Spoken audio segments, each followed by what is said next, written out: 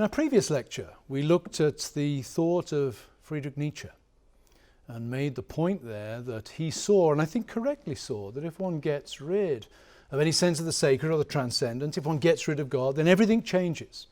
And at the heart of Nietzsche's thinking of what needed to be done in the aftermath of what he called the death of God lay the figure of the self-creator or the artist.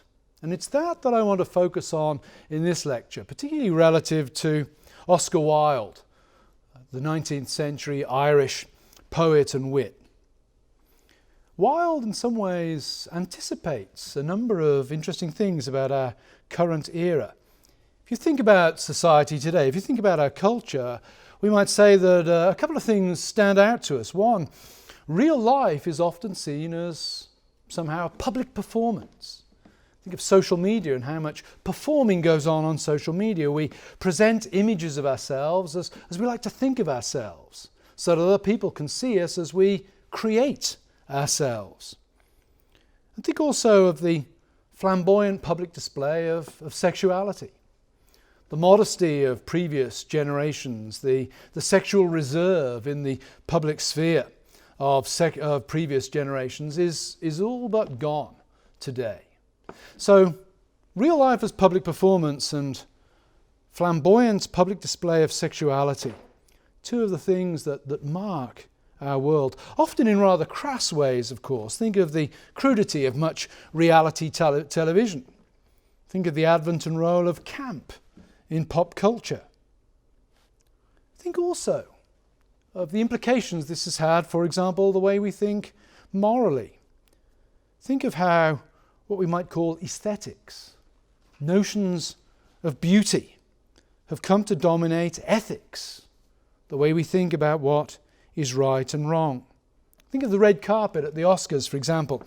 When you see the actors and actresses and the Hollywood elite parading on the red carpet, ask yourself, how many abortions, how many affairs, how many broken families, how much human wickedness is represented by those people who parade on the red carpet? And yet, is there not something in all of us that aspires to be them? Because their beauty, their wealth, their outward aesthetics really trump any kind of moral thinking we have. Aesthetics as ethics has become the air that we breathe. And Oscar Wilde is a key figure in all of this. We might in fact say that Oscar Wilde is the greatest, certainly I think the most sophisticated example of the Nietzschean ideal of the self as a piece of art, of life as an artwork. Who was he? Well, his dates were 1854 to 1900. In his own day, he was renowned as a sparkling wit. Even today, many of his quips are still well known. I have a few of them here. Always forgive your enemies. Nothing annoys them so much. Anyone who lives within their means suffers from a lack of imagination. And then, I never travel without my diary. One should always have something sensational to read on the train. He was also the writer of witty plays and the author of a dark and disturbing novel, The Picture of Dorian Gray, which remains popular even today. But in his own day, he also became infamous for his homosexuality at a time when homosexuality in England was actually illegal. Specifically, he had an affair with the son of the Marquis of Queensberry, a young man called Lord Alfred Douglas, a minor poet, and it was this affair that was ultimately to prove Wilde's undoing. Wilde made the mistake of suing Queensberry for libel, and he famously lost the case. But in the process of the court proceedings, his homosexuality was exposed in the public arena. And given that homosexuality was illegal at the time and subject to judicial penalty, Wilde was prosecuted and then spent nearly 2 years in prison. The experience broke him physically, and he died a few years later, a tragic exile in the city of Paris.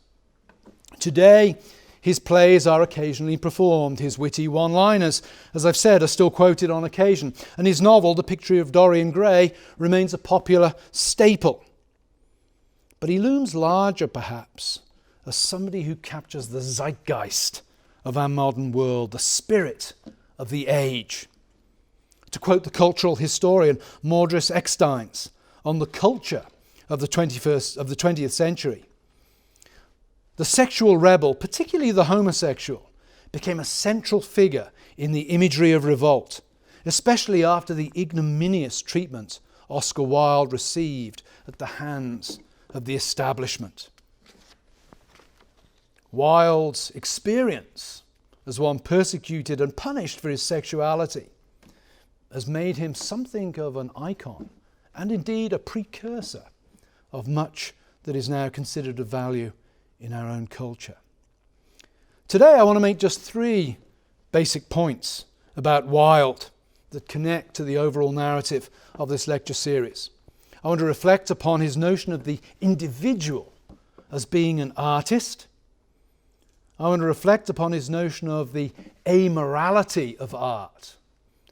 And I want to reflect briefly on the consequent aestheticization of ethics to which I've already alluded. The individual as artist, the amorality of art, the consequent aestheticization of ethics and morals. First then, the individual as artist. Nietzsche, go back to our friend Nietzsche. Nietzsche was the one who said that the death of God really demanded a revaluation of everything. And at the centre of that revaluation stood man himself. And the question, of course, becomes for Nietzsche, well, if life is intrinsically meaningless, if there is no transcendence to life, is it still worthwhile? And Nietzsche's answer was yes, in a strange way, it's still worthwhile. One should live every moment as if it was going to come back for all eternity. Be yourself. Create yourself. Don't answer to some mythical transcendent authority. Don't conform yourself to the crowd. Be an individual. Be whoever you want to be. This lay at the heart of Nietzsche's notion of the Übermensch, or the Superman. Now, the fate of Nietzsche's philosophy after his death is a long and rather tawdry story. He's appropriated to some extent by the Nazis under Adolf Hitler. And, of course, the notion of the Superman, at least in the popular mind, the notion of the Nietzschean Superman has become to be correlated with the idea of some sort of racially supreme individual. But that's not what Nietzsche was really getting at in his original notion of the Superman. For Nietzsche, he's more likely to have had in mind a figure like Goethe, the great German playwright and poet and novelist, than some kind of Nazi Aryan superbeing. Goethe was the supreme artist, the great man of letters, the great creator. He would have been the kind of person that Nietzsche would have seen anticipating his own ideal for humanity.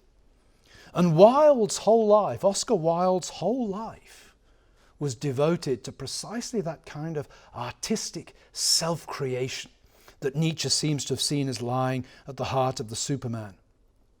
From the way he talked to the way he dressed, everything for Wilde was a matter of supreme self-creation. Philip Rieff, the psychological sociologist, says this about Wilde: for Wilde, the artist is the truly revolutionary figure.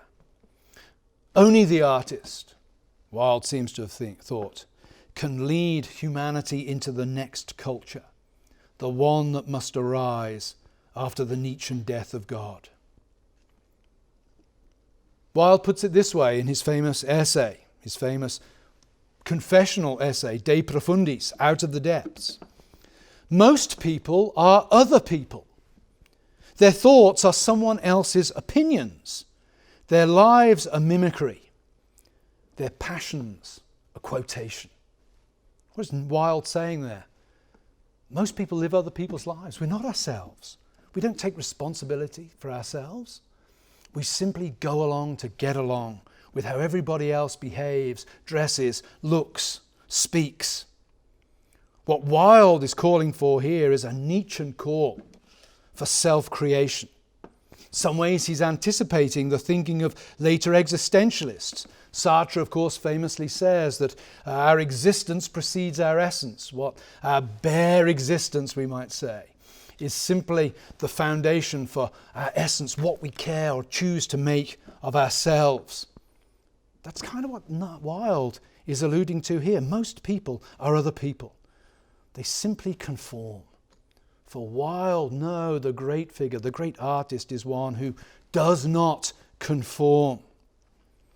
He offers theoretical expression for this in, of all places, an essay with the title, The Soul of Man Under Socialism.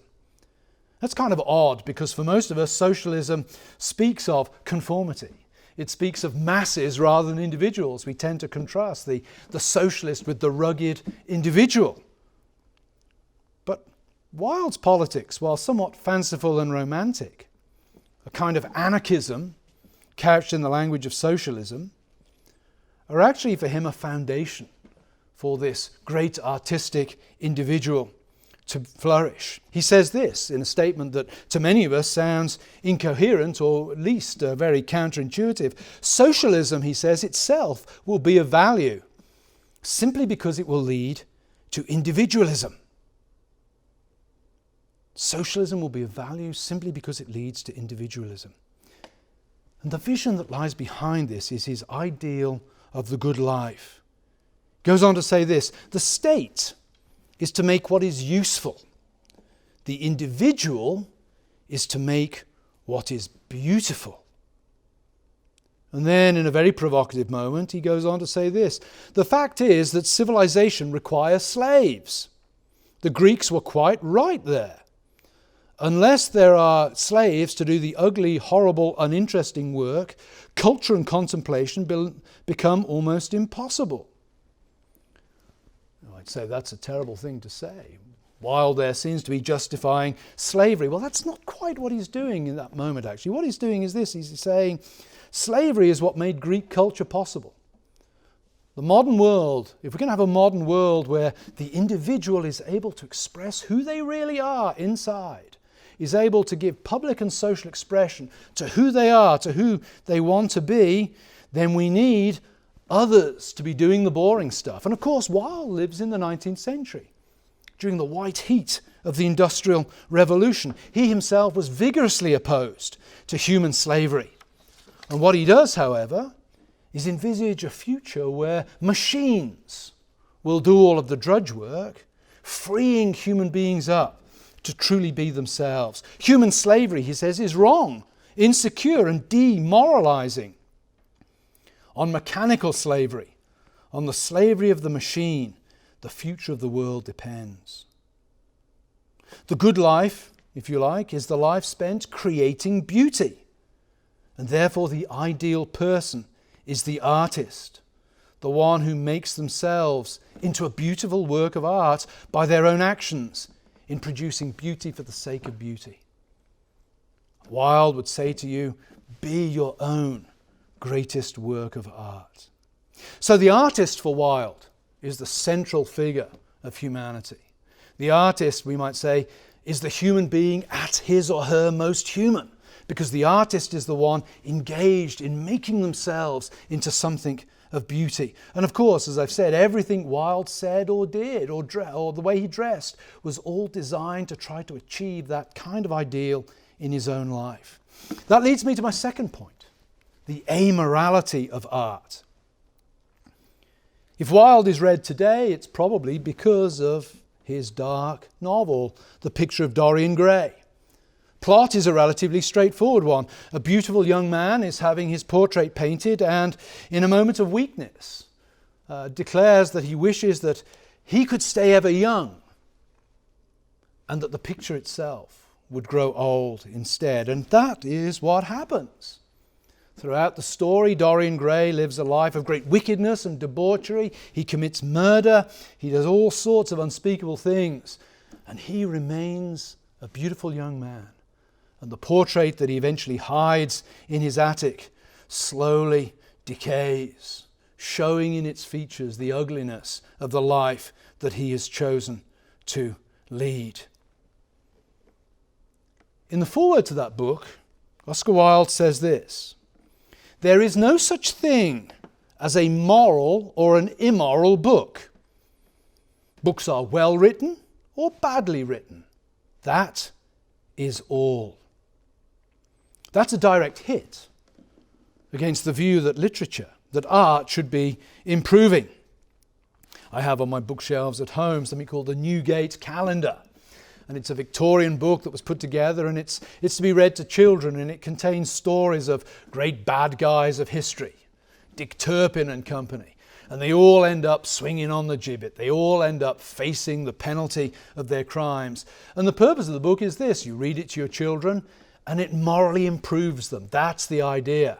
Dick Turpin was rude to his mum. He ends up murdering somebody and hangs from the gibbet. That's the kind of lesson. Literature was moralizing. Wilde is rebelling against all of that kind of notion, saying, no, literature is either well written or badly written. Those are the only criteria to be used. He's offering, if you like, a radical separation of art and life. The purpose of art becomes, in its purest form, something done purely for the pleasure of the artist. To a critic of Dorian Gray, he wrote this: I wrote this book entirely for my own pleasure, and it gave me very great pleasure to write it. Whether it becomes popular or not is a matter of absolute indifference to me. There is the creative individual, the Nietzschean individual, just doing his own thing and not caring about the response of the crowd to what he's done. He says much the same thing in his essay, The Soul of Man Under Socialism. A true artist takes no notice whatsoever of the public. The public are to him non-existent. In short, the purpose of art is the aesthetic pleasure that it gives to the artist. Yet if you think about that, if the purpose of life is to be an artist, and if art is to be detached from morality as traditionally conceived, then we end up in a position where, and this is my third point, ethics are aestheticized.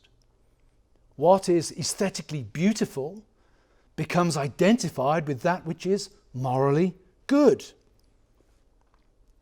The implications of Wilde's thinking, the practical reality of the way he lived his own life, is that morality really became a matter of that which is tasteful and is governed by the idea of personal creative freedom. And it's that freedom to be creative, that's the key. Again, from The Soul of Man Under Socialism. A man cannot always be estimated by what he does. He may keep the law and yet be worthless. He may break the law and yet be fine. He may be bad without ever doing anything bad. He may commit a sin against society and yet realize through that sin his true perfection. That's the words of a man who has conflated aesthetics and ethics. That which is tasteful and beautiful is ultimately determinative of that which is morally good, not the other way round. Wilde also thought that marriage must go. That was a common theme from Rousseau and the Romantics onwards. Marriage was seen as the way in which individuals were inhibited. To be committed to another meant in some ways one could not be committed to oneself. One's own freedom was hindered. A heteronymous limit was placed upon the individual's ability to act on their own desires. To be married would be to make one less of a human being, less free, less of an artist. And morality itself, traditional morality itself, must fall before the centrality of freedom. Wilde says this: it does not matter what man is as long as he realizes the perfection of the soul that is within him. All imitation in morals and life is wrong. Go back to my first lecture when I talked about the inner psychological sense being so important. Expressive individualism. The inside has to be expressed outwardly. That's exactly what Wilde is talking about here. It does not matter what he is as long as he realizes the perfection of the soul that is within him. As long, if you like, as he gives that inward psychological him outward social expression. And notice, all imitation, he says here, in morals and life is wrong. In short, free artistic creation of the self realization of me and who I think I am, is the only moral criterion and imperative in human life. We live very much in the world that Oscar Wilde helped create today. Think of the slack we typically grant to artists regarding morality. At least in the pre-#MeToo moment, Roman Polanski, convicted child rapist. Yet that was overlooked by many in the artistic community. Why? Because he makes beautiful movies. He's a Wildean. He's a wild man. Think of the way in which artists frequently set the terms of cultural morality. Think of how artists often set themselves as moral iconoclasts relative to the moral standards of the past. These are all the sons and daughters of the way Oscar Wilde thought about the amorality of art and the aestheticization of ethics. In sum, Wilde represents life, identity, as public performance. We are who we are as we perform in public. He represents the prominence of art for art's sake and the focus on beauty, outward beauty, taste as determining that which is good, not on any kind of transcendent moral framework. And he represents the man who perhaps most dramatically, wittily and entertainingly aestheticized ethics. And of course, as I alluded at the start, he was the quintessential sexual rebel. And that brings us to the next stage in our story. We've looked at the rise of expressive individualism. We've seen what Marx and Nietzsche did with religion.